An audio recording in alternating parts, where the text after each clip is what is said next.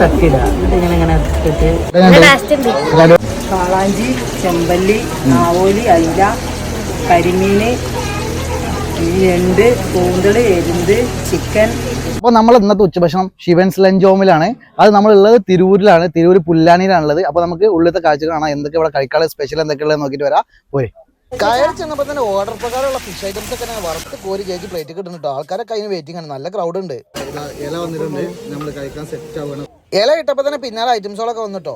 അവിയൽ, കാള, ഓല, അച്ചാർ, അങ്ങനെ ഒരു സദ്യക്കുള്ള എല്ലാവിധ സംഭവങ്ങളും കൂടെ ഉണ്ട് കേട്ടോ. എന്നെ കണ്ടിട്ടാണ് തോന്നുന്നത് ചേട്ടൻ കുറച്ച് കൂടുതൽ ചോറോട് കൊട്ടി. സാമ്പാറും ഫിഷ് കറിയും കേട്ടോ. വയസ്സിൽ സാമ്പാർ വെച്ചു. നമ്മൾ 2 കുഴി ഉണ്ടാക്കി സാമ്പാറും ഫിഷ് കറിക്കും വേണ്ടിയിട്ട്. പിന്നെ നമ്മൾ ഓർഡർ ചെയ്ത ഫിഷ് ഐറ്റംസ് കിട്ടോ. കാണുമ്പോൾ തന്നെ വായിൽ വെള്ളം വരുന്നുണ്ട്.